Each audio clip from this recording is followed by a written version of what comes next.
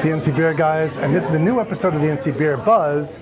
It's new, but it's kind of old because we've already talked to the Glass Jug and Chris, but now we're in the new digs. This is, in a word, wow. It's a total transformation from the other store to this store. All the great things you had over there, but bigger and better now. I mean, it's unbelievable, the change. Well, that was quite the intro. I appreciate it. Oh, yeah, sure. We're super excited to have moved into this space. We're in the same shopping center, not too far away, but this space gives us a whole lot more opportunity. It's about a little less than double the square footage inside, but it's just a much better layout. It enables us to do so much more. Not only have we maintained all of our extensive bottle and can selection of beer, wine, soda, mead, kombucha, we still have all of that. We still have indoor seating. We've added a whole separate seating area inside that can be closed off and rented out for corporate events, birthday parties. We've already had several events use it. Oh wow, right away. Yeah, which has been great, and just overflow seating. And then also the added seating out front, added seating out back, and of course the new brewery, which I'm of course really excited about. We're going to check that out. And yeah, I mean the space here, because not only is it just this area, but you also have the, like you said, the special area in between where you see all the brewing equipment. Right. I mean, so it's right there, and so you have your little zoo where people can watch you inside as you're brewing. Yeah, it's been great to be able to lay things out kind of side by side. We've got an area for all of the bottle shop area without having tables and chairs all up on top of it. So if you want to come in and buy a 6-pack, you don't have to navigate through a whole bunch of people. You know, the bar is its own kind of separate space, and then the atrium, which is our open kind of event space area, has worked out really well just for added seating, overflow events, all that stuff. And again, as you mentioned, being able to add in a bunch of glass walls so you can see straight through and see all of the different areas. And if I'm in there brewing, you can watch me brew. That's right. Which some people like. Some people like, wait a minute, stick their faces against the glass and see the magic happening. We've cleaned lots of fingerprints off the glass.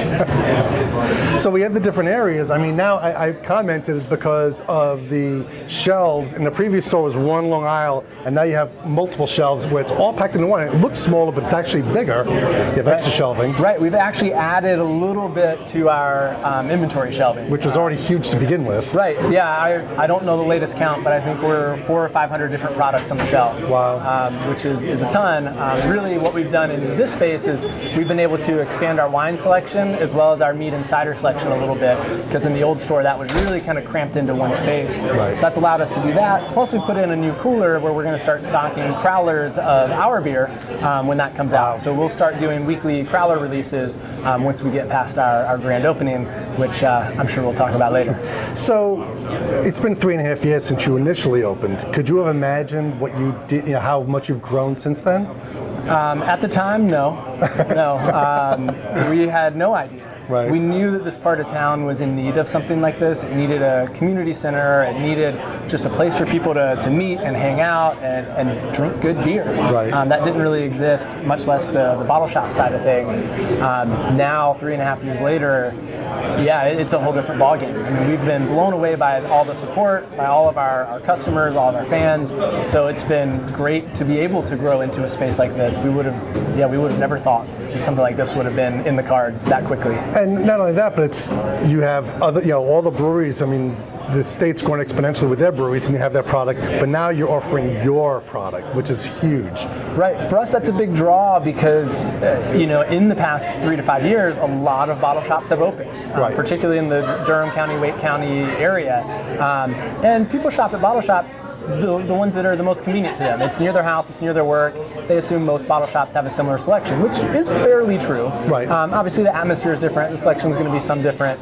But for us, by adding the brewery, now that adds a whole new layer that will get people to drive a little bit further out of their way because, we have beer that you literally can't get anywhere else. Right. And we made it on site. You can come and see our brewery, drink our beer, and go to a bottle shop all at the same time, which to us is a really nice added plus that at this point no one else in the state is really doing.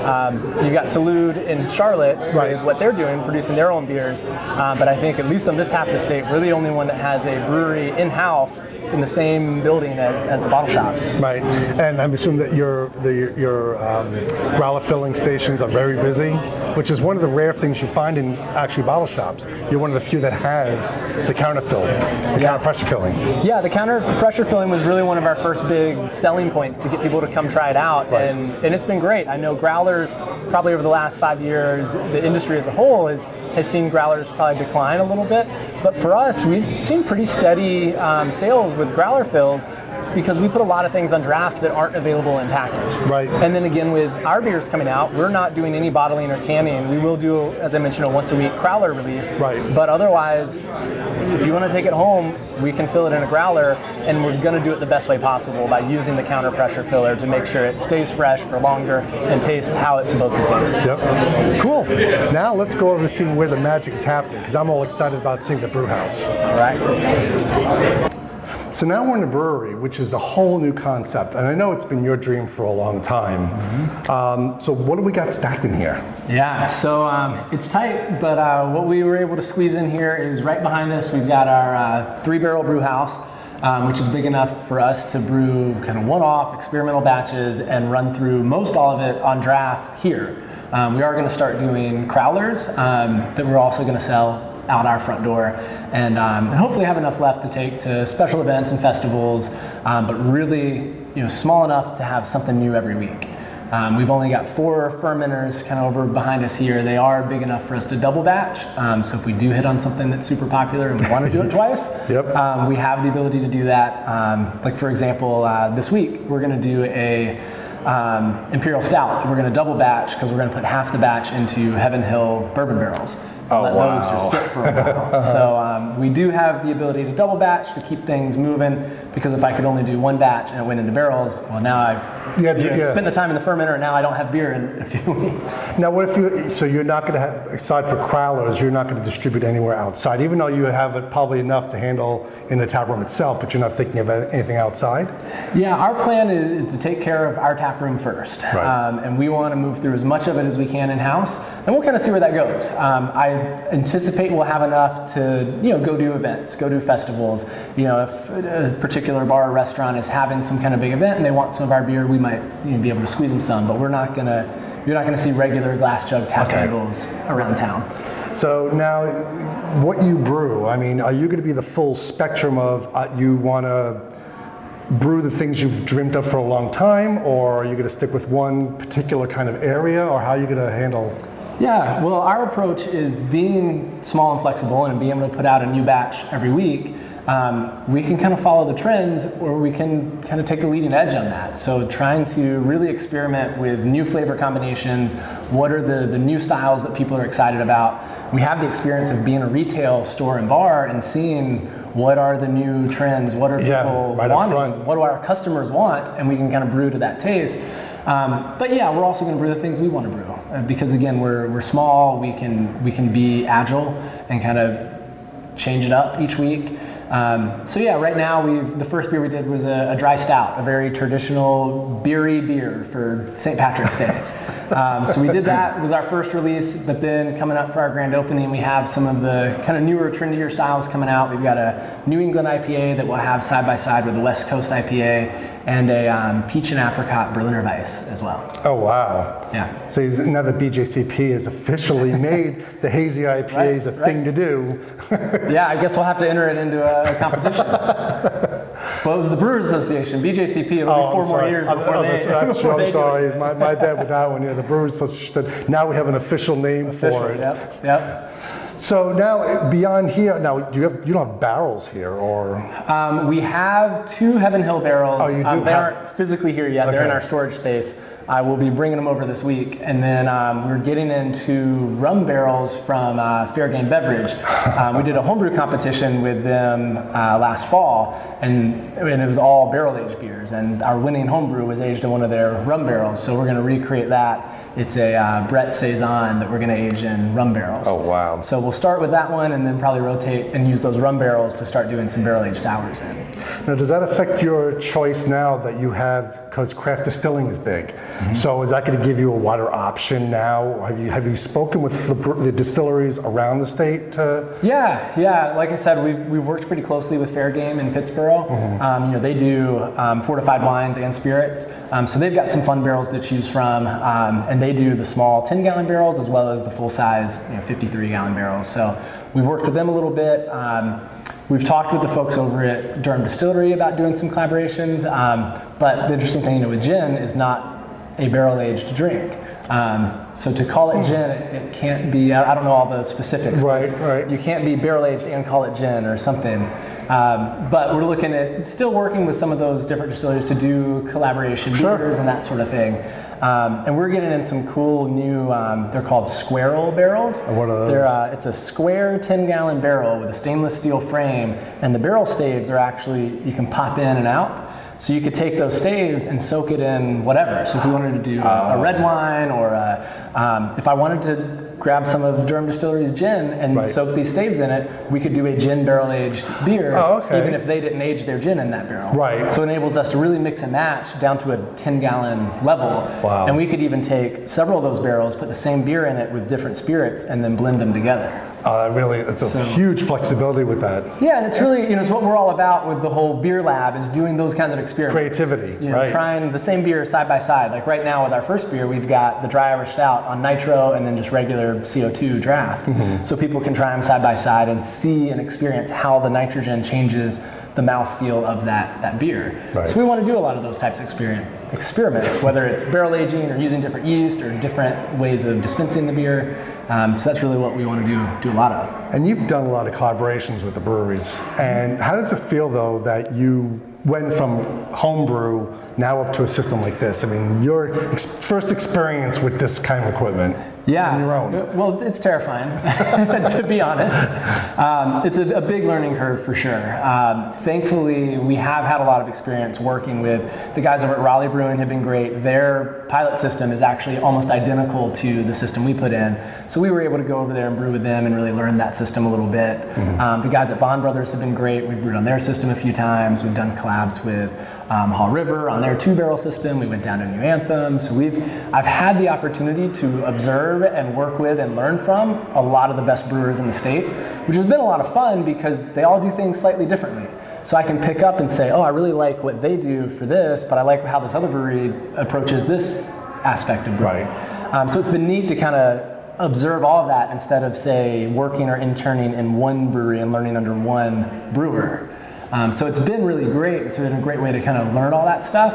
But at the same time, once you get in here and you're doing it on your own, it is a totally different ballgame. So we are still learning as we go, for sure. Cool. I think we'll head outside now. All right, sounds good. So this is another new experience to have a beer garden. And a big one at that, too. I mean, there's a lot of tables, a lot of space, and no one else to bother you. Yeah, honestly, this has been huge. It was one of the big perks about moving to this space, was being able to have some outdoor space. And we always had a little space out front. Now we have even more space out front, but we get this whole area back here that's not facing in toward a parking lot. It's nice, it's quiet. We've got lights up for when it gets dark. We can have food trucks back here. For our grand opening, we're gonna have live music back here.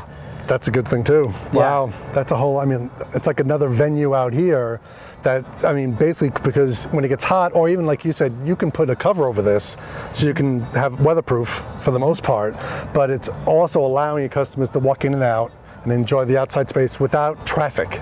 You don't have to worry about cars go flying by because this is it. Yeah, it's great because the only parking back here is our staff parking. So there's no cars back here at all, which is great. But yeah, it's been nice when the weather's been nice. From when our first week open was gorgeous. It was the random 70-degree week in February, and all these tables were full of people every night. So I was like, oh wow, it seems big, but it fills up fast. Yeah. Obviously it's empty tonight because it's cold.